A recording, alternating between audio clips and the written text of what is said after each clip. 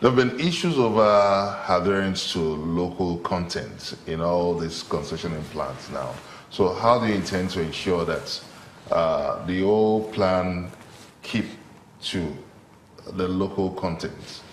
As much as possible, we're driving to ensure that Nigerians are involved, because at the end of the day, these Chinese or Europeans will go. And we're starting from design. These new contracts that we're going to award, that the President has approved, will deal the issue of design and all that. Will include our people. We will not exclude them at all. Then we're also ensuring that these foreigners are able to establish universities that will teach our people the technology. So, but now in the whole issue of railway construction now, there have been cases of complaints over massive demolition, especially along the Ijora-Badia axis now. So how is the administration tackling this? That's our land. Those are illegal. In fact, we don't know the tautology if it's the illegal squatters. Well, a squatter is a squatter.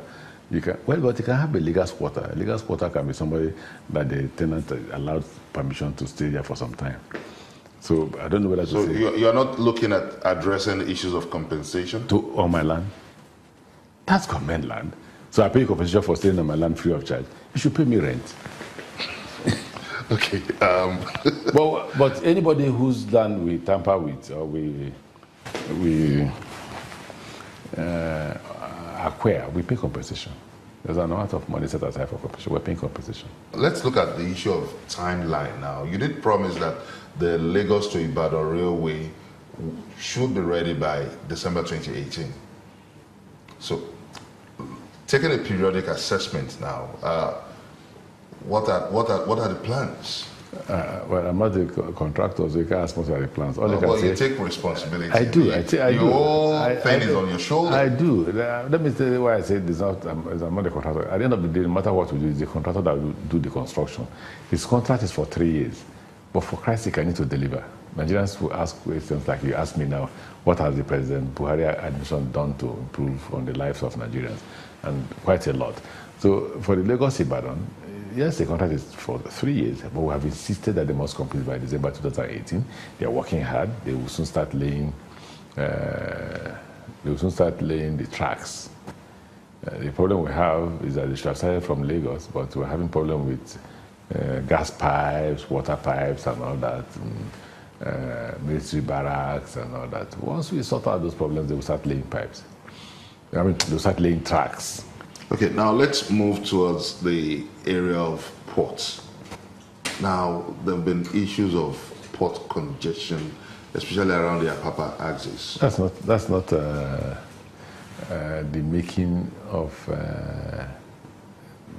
how do I put this? Nigerian Ports Authority, for instance. Well, when you consider the fact that Nigerians are looking up to you, in fact, people are saying, what is Chibike Amaechi, the transport minister, going to do to fix this gridlock and the port congestion? Let's deal with the issue of gridlock before we go to port congestion. Okay, let's start with port congestion. First, the port congestion wouldn't be the fault of the Nigerian Ports Authority that work under the Ministry of Transportation.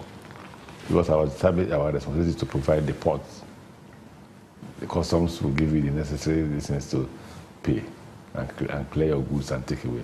So if it's congested, it means that you're not taking away your goods. Okay, but that'd be too simple, too simplistic to deal with in that manner.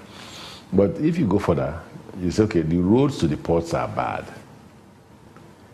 If you want to go further, if you want to be more simplistic, you say, oh, well, but the road construction is not with the Ministry of Transportation.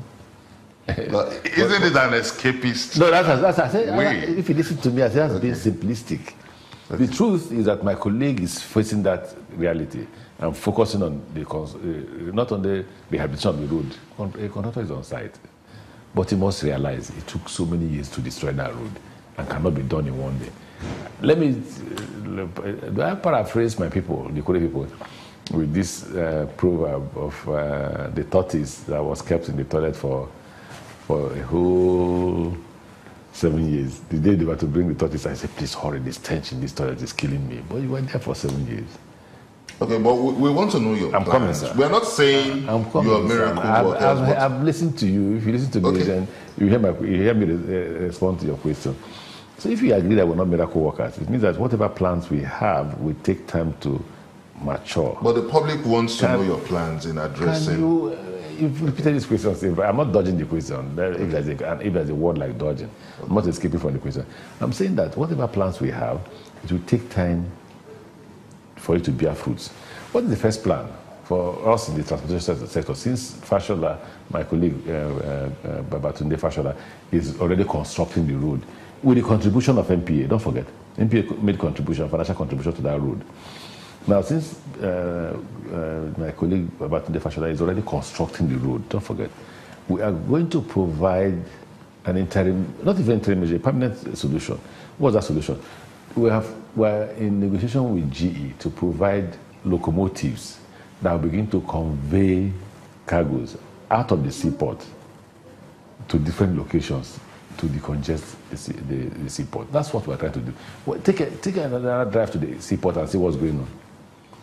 Okay, so when are the trucks leaving Apapa axis? We believe that before February we'll have decongested February will be too far. We'll have decongested the seaport. Now let's move over to the aviation sector.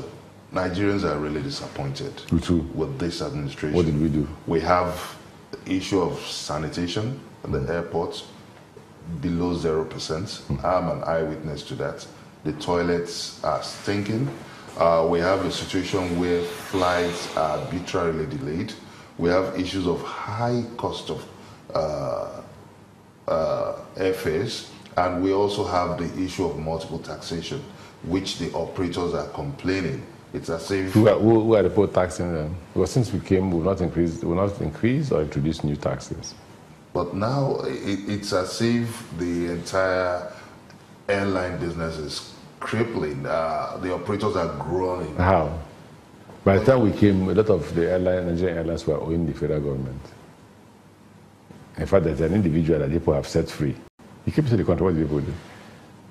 That borrowed money from the Nigerian government to manage his airlines and use a set of banks. What did he do? Nothing. Nigerians should rise against such persons because the government provided money to grow the aviation sector and gave them as loans. This person collected it and went out of the country and set up banks. So what are you doing to those defaulters? What can we do? And to take them to court? AMCON has moved in. But for that very man, what are you going to take over? Let me put one question. Are you happy with the state of our airports? Oh, not completely. That would be unfair if I tell Nigerians I'm happy about the state of the airports. That would completely. But don't forget that we're improving. Don't forget, Abuja Airport wasn't the way it is now. How do you feel when you hear the score sheet that Port Harcourt Airport is the worst airport in the world? Well, we've heard it as soon as we came, but we're fixing it. Why not you wait? But again, if you look at the end of the Port Harcourt Airport, you will see the new terminal that we're building. When you look at the river state you left behind and the river state of today, how do you feel? You're a journalist, why not you can see for yourself? The first thing, you're bringing me into river state politics. The first thing the governor did is that the governor has just one agenda. If he's in his toilet, Amaechi. If he's outside his toilet, Amaechi. If he's going to see his mother, Amaechi. You said something that Governor Wike has only one agenda, which is Chibike Amaechi. And do you feel, in the interest of people of River State, that you need to respond to some of those agendas leveled against? No. There's no need to respond. Why should I engage him? He was local government chairman when I was speaker. He was my staff. It's like quarreling with my son. One of his grievances is that you left an empty treasury. He's alleging that you left an empty treasury in River State. So how did he start, if I left an empty treasury? Honorable Minister of Transport, Chibike Amaechi, thank you so much for making our time to be part of this episode of Question Time. Thank you very much indeed. You're welcome. And that's it on this week's episode of Question Time from Channels Television. What's your take? Honorable Minister of Transport, Chibike Amaechi, thank you so much for making our time to be part of this episode of Question Time. Thank you very much indeed. You're welcome. And that's it on this week's episode of Question Time from Channels Television. What's your take on Nigeria's new transport policy? Let's know your thoughts by sending us a comment on our social media platforms on your screen. Join us next week for a fresh episode of the show. Many thanks for watching. I'm Benga Ashuru. Bye for now.